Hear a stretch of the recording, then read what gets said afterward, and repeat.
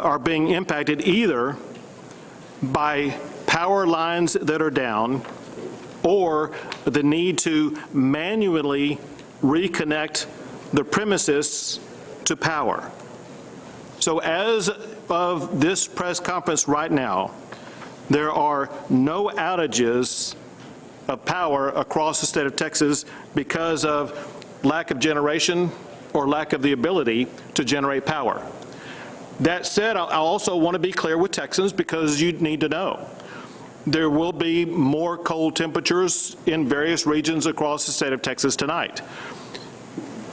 ERCOT will continue to work to manage the power to ensure that power will not go down in residential areas across the state, but we still have to deal with the uncertainty of what is going on at the power generation facilities. We hope and anticipate no location will be without power tonight. The good news is we are starting the evening with every resident in the state of Texas not lacking the generation of power. Also, I am told, as it concerns the power companies that do the repair of the power lines and as well as the connection to houses, that every available repair truck has been dispatched to repair those down power lines.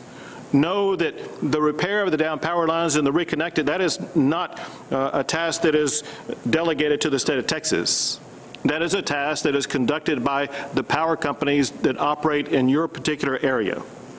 That said, Texas agencies will continue to work around the clock with our local partners, with residential areas, with industrial and commercial users until power is restored to every single location across the state. Now, right now, we are focused on 5 tasks. First is to continue to use every single tool available to get all power restored to all Texans. I have already issued waivers and taken executive actions to expedite that process. Earlier today, I had a call with energy providers to work on additional ways to ensure that we get more power to people in the state of Texas. And they have shared with us already ideas and action plans that we will be able to take to ensure that oncoming power. Second, we need to ensure that we use every tool possible to get water restored to our fellow Texans. I also had a call earlier today with water providers to work on additional ways to expedite getting clean water to Texans. We are in the process, as we speak, of evaluating waivers as well as executive orders that can be used to speed up that process. In the aftermath of the phone call we had earlier, we did receive an abundance of ideas from those local water providers. They've been provided to Toby Baker, who is the executive director of the Texas Commission on Environmental Quality. He and his team, as well as a team of lawyers, are working on strategies to make sure that we will be able to swiftly address water challenges. Third, we are organizing efforts to help Texans who are challenged by broken water pipes. Along those lines, today, I am making a formal request of the President for a major disaster declaration. If granted, this will give Texans the ability to apply for individual assistance from FEMA. That individual assistance will assist them with funding to restore damage to their homes to the extent that it is not covered by private insurance. In addition to that, we continue to work with VOADs as well as faith-based organizations to assist families who live in residences who may be impacted by broken pipes, because we know the magnitude of that challenge and we want to provide people and resources to help you be able to respond to that challenge. Fourth, we are organizing the process of getting aid to Texans in need. Part of that is the efforts already undertaken and continuing by the Texas National Guard to assist those in need and either getting them to warming centers or helping to set up warming centers or providing them whatever else they may need. We also continue to increase the number of warming centers across the state. To find out where a warming center is located, go to www.tdem.texas.gov/WARM. I'll do that again. To find out a warming center near you, go to www.tdem.texas.gov/WARM. We've also had many generous Texans, as we always do, who inquire about how they can help. And I want to give them some specific ideas. One is to help in providing food to those who need the food. A way you can do this is to go to this website location, www.feedingtexas.org. And I will spell that out. It's www.feedingtexas.org. Additionally, for other supplies other than food, we always encourage people to work with the Red Cross.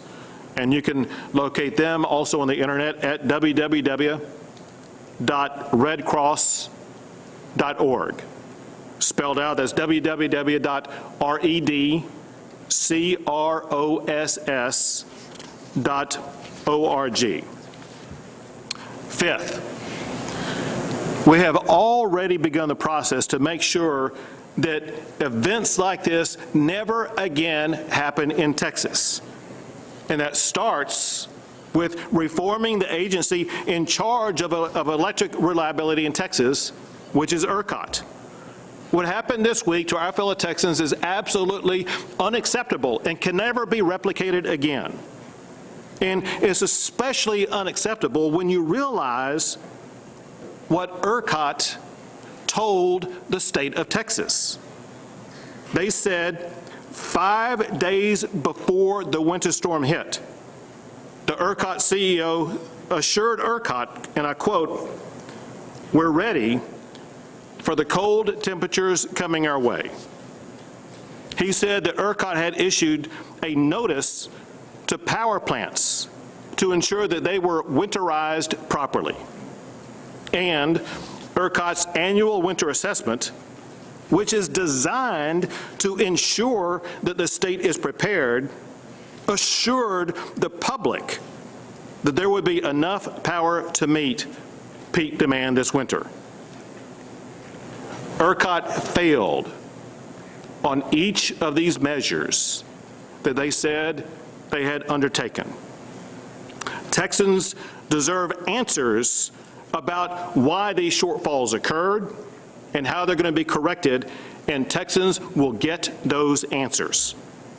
And that's exactly why I have issued an executive order that added emergency items to the legislative session, asking the legislature to investigate what happened at ERCOT that led up to and during the course of the response to this winter storm. But there's more than that must be done to prevent Texas from going without power again. So today, I'm adding more emergency items to the legislative session. First, I'm asking the legislature to mandate the winterization of generators and the power system. Second, I'm calling for the funding needed to ensure that this winterization and modernization occurs. Now, I've already been in multiple discussions with both Lieutenant Governor Dan Patrick as well as Speaker Dave Phelan and with the chairs of the relevant committees that will be in charge of these efforts. That includes Senator Hancock and Representatives Goldman and Patty. The last thing I'll say is this.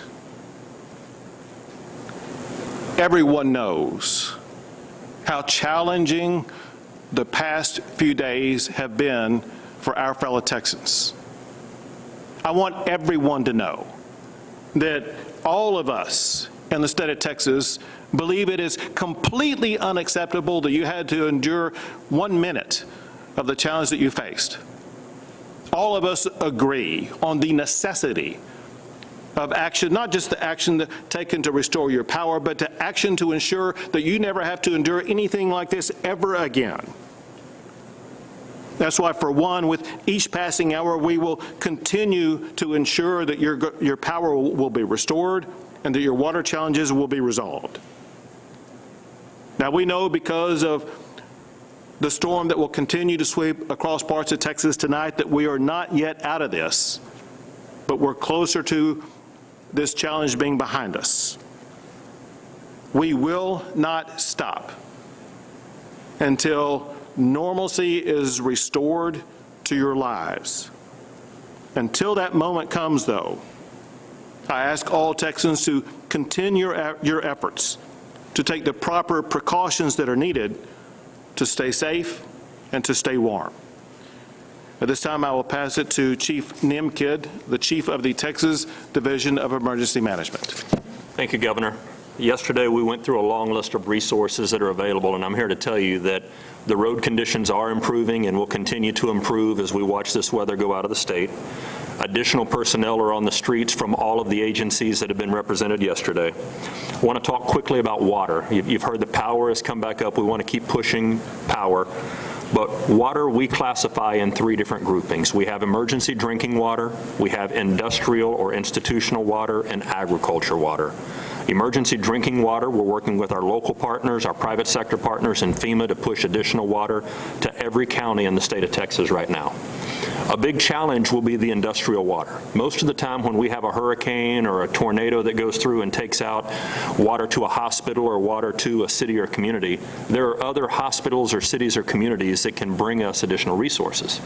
The place we are right now with almost every single water institution impacted, not only from the frozen lines in our homes, but the frozen lines in the streets that are running institutional water, water will continue to be a challenge. To meet that challenge, we're working with our federal partners and our partners from other states. I've talked to people from California and Florida today, and a lot of the states in between, offering assistance that will be coming this way. We need to continue to conserve water. We need to be careful with the use of water, and together we'll get through the water challenges. We are asking for additional generators. We have generators that are from our state agencies that are going out in the field, and we have generators from the federal generator package. We will continue to work that, but I need to tell you, putting a generator on a church or a nursing home or a hospital that doesn't already have one and is not built for one is not as simple as going to Lowe's or Home Depot and plugging in an extension cord and getting power. So we will continue to work with those facilities that did not prepare ahead of this storm to have the transfer switches installed, to have the right connections and the right cables in place. We will continue to work with them to bring those online. We're also bringing in meals ready to eat. So we will be distributing meals ready to eat with water in cooperation with our cities and counties across the state. We're up to over 331 warming centers. The map is behind me here on the screen. Behind y'all on the screen. Again, the governor mentioned the website, tdem.texas.gov/warm. We will continue to bring on additional warming centers, working very closely with our federal partners here at both of the tables to make sure that the major disaster declaration will be met. Remember, that is by law, fiscal thresholds that have to be met. There's a number of homes that have to demonstrate damage. It's been hard to demonstrate that damage. We can presume it at this point. We will continue to push that. We're in constant communication with our federal partners for the major disaster declaration.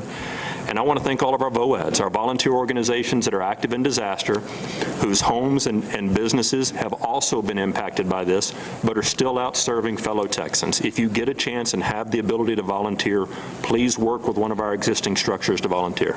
Thank you, Governor. Thank you, Chief. And now the state official who is in charge of response to water-based issues, Toby Baker, the Executive Director for the Texas Commission on Environmental Quality. Thank you, Governor.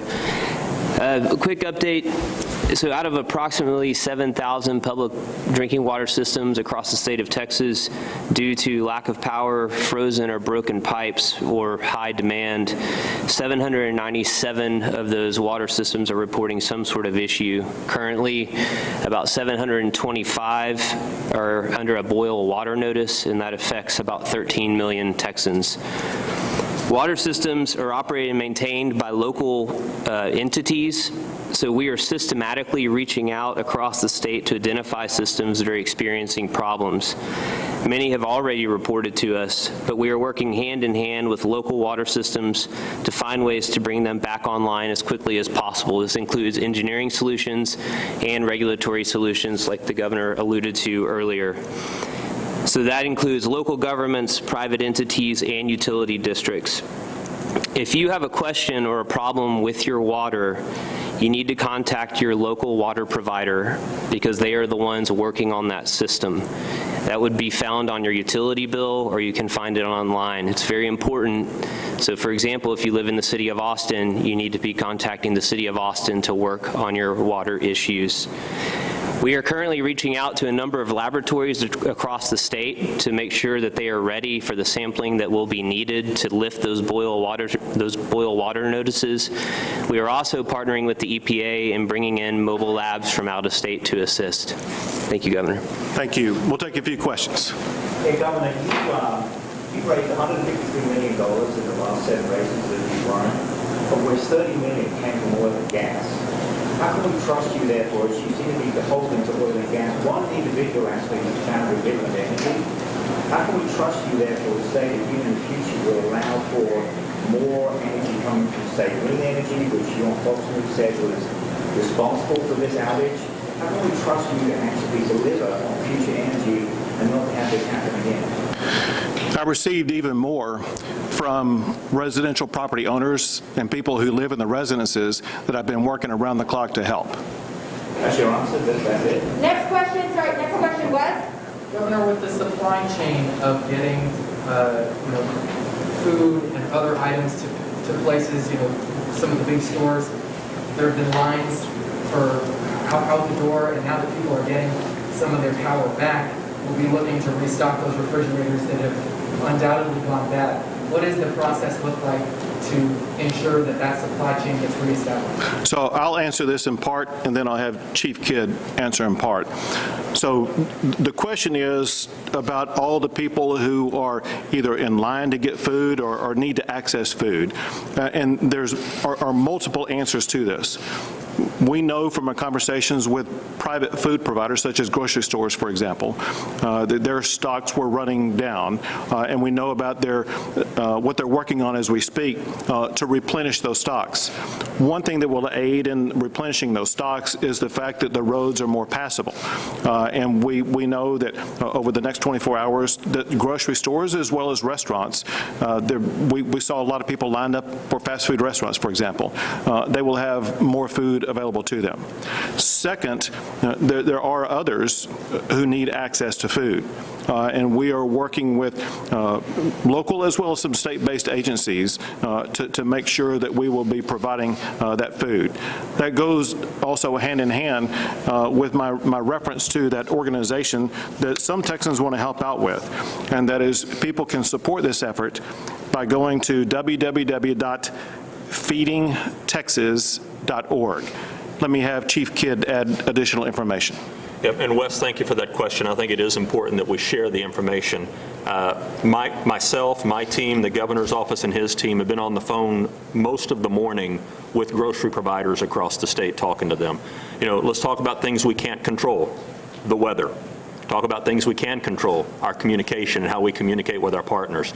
That's why it's important that we know their distribution points. We're working with TxDOT behind us in order to get those roads cleared. We're working with the utility providers in order to get their stores back up. We want residences first and then quickly come into the industrial so that we can provide those services. We've also talked to FEMA about additional meals ready to eat, that temporary gap if we have to, and had conversations with many of our major food banks across the state today, either by text or cell phone, about the resources that they need. And we will continue to provide additional updates on information, but more importantly, we're going to keep pushing food into this state. I ask, though, that we not hoard food. This is going to get to the point where you take what we need and we will work through this together. Yesterday you mentioned that there's millions of Texans that are under boil water advisory. If these Texans were to drink that water, what are the repercussions of that? And then you mentioned that there was only 24 hours yesterday that you had to do the bacterial testing. Could that be any longer, or is there any update to that? So, two parts there. Right. So if you're under boil water notice, you shouldn't drink the water unless you boil the water. And the reason for that is that, essentially, so take, for example, there's a water main break. What you have is what was a closed system is now an open system to the environment. And so think about dirt, mud, other things, bad things getting into the system. So that's the reason for boil water notice. It can make you sick. It's not 100% it's going to make you sick, but it can make you sick if you drink that water without boiling it. So that's the reason for the boil water notice. As far as the testing goes, to come out of boil water notice, the requirement is that you do a bacteriological sample and analysis to make sure that that water's clean before you can lift the boil water notice. So that's why we're working with the labs across the state to make sure that those labs are ready to take those samples as soon as the systems, the integrity of the systems is restored. Is the EPA helping as well? Yes, we've reached out to the EPA. We have 2 mobile labs that are currently out of state that we've asked for them to move to the state so we can move those around the state as needed to help with the sampling. Governor, with respect to the plumbing waivers that you were talking about yesterday, what is that process like for people who would like to try and help? Is there a certain site that they can go to fill out that application? What is that process like so they can help people get back to get that life? The process is 2 steps. One is for the plumbers, and that is for the plumbers who want to participate in this program, for them to contact the plumber board or plumbing board in the state of Texas. The second part of the process would be for the residential owners, people who live in homes. They just need to contact a plumber. And our goal is to make sure that when they contact plumbers, there will be a greater supply of them so that they will not have a shortage of plumbers. So the plumbing board is prepared to handle an influx of help? Yes. Governor, the ERCOT held a press conference this morning, and the question was asked of how early were they in contact with you in your office? They mentioned that they are in regular contact with the PUC, and that the PUC apparently acts as the liaison between you and them. PUC is a government entity. Do you hold any responsibility for what's going on right now? Let me tell you what I will do and what I am doing. I'm taking responsibility for the current status of ERCOT. Again, I find what has happened unacceptable. And let me tell you what I learned today. Just a couple of weeks before this winter storm occurred, they elected some new members. I think it's a new chair and vice chair of the board, people from outside the state of Texas. And so part of my charge to the legislature is to restructure the way the board of ERCOT works and to restructure the membership of the board to ensure that the membership is going to be more responsive to the people of Texas. Governor, one other question. Senator Cruz apparently going on vacation. Any comment on that? Well, candidly, I haven't been following people's vacation plans. We've been working literally all night since we talked to you guys yesterday, and now today, I don't know about people's travel plans. Any more questions, Bob? How do you respond to the CEO of ERCOT today saying we were seconds, possibly minutes away from a catastrophe? And the spin on it, many would say, was that they did what they had to do so the grid would stay on because there was no catastrophic issue. So, and that's exactly what I have been told for the past number of days.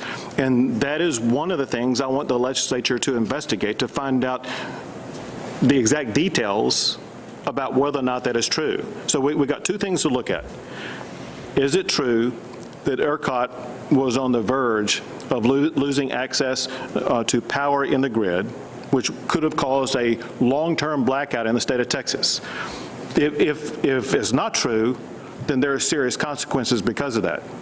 If it is true, there is serious action that needs to be taken by the state of Texas. And that goes back to the executive order I'm talking about issuing today, adding to the emergency items for the state legislature to make sure the state legislature addresses the winterization of our generation capacity to make sure this doesn't happen again. But I'm going to add this also, because this is something that needs to be dug into. We need to find out if the leaders of ERCOT sent the correct information to the generators of power in the state so that all generators of power in the state were up and running to provide the power that was needed to feed into the grid so they wouldn't get compromised. These are all important issues and questions that the legislature must ask of these leaders and to drill down into exactly what happened so that this never happens again. Last question, Tom. Last question. So what do you say to the person who is at home right now, who may not have power, who may not have water, who's saying, oh, this is great. The governor has all these plans and is doing this and doing that, but I'm sitting here in my house and it's 41 degrees. And they're telling me to boil my water, I've got no electricity to do that. What do you say to them as the governor, as the elected governor of this state right now? What I say to them first as a human being, that the challenges they're dealing with are true human struggles that they should never have to face. And as a human being, we want to alleviate the struggles that they are going through most immediately. But from a longer-term perspective, as governor of Texas, I want to ensure this never happens again. What we've outlined today are the initial steps to both alleviate the current challenges that Texans are facing, such as having power generated sufficiently so that no one in the state of Texas should be without power right now unless their power lines are down, but also working to make sure that no Texan will ever go through this again. All right, thank you guys so much. Thank you.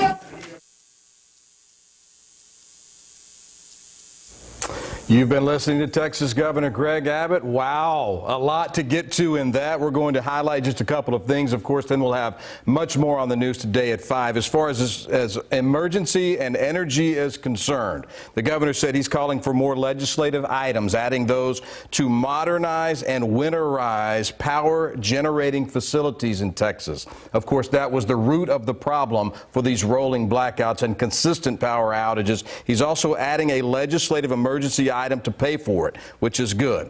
As it pertains to water, 13 million Texans, including many right here in Central Texas, now affected by water issues due to power shortages over the last 3 days. That's half the population of the state dealing with water issues as we sit here this afternoon. So a lot to go through there. We're going to, of course, have a lot of people, a lot of reporters on these stories as we head towards the day. I do want to bring one thing up for you. I know a lot of you have reached out to me. You're frustrated, you're mad. A lot of us are. There is a way for you to give public comment, and I do have that. I think we have the graphic. Here it is. If you'd like to share how you've been impacted, you can have public comments submitted to the website on your screen. That's comments.house.texas.gov/home ? C450. I've got it on my Twitter page. Go to that. You'll be able to see it. This is going to the Texas House. The State House of Representatives has a hearing on Thursday, February the 25th about all this mess. So please, go to my Twitter page, link there. If you have power, if you're lucky enough to have power, send an email. When you get it back, send an email, and they can hear from you. They need to hear from you. I guess that's all we're going to do now. We're going to take another step back into regular programming. We've got about an hour and 20 minutes. You're going to want to join us for the news at 5. I promise you we'll have the very latest on the Austin water issues, the power issues all across Central Texas, and more from the governor's press conference. That was a doozy. We'll break it down for you on the news at 5 and 6. Have a nice afternoon if you can. We'll see you back here in a bit. Their cat and mouse game to theaters and HBO Max February 20.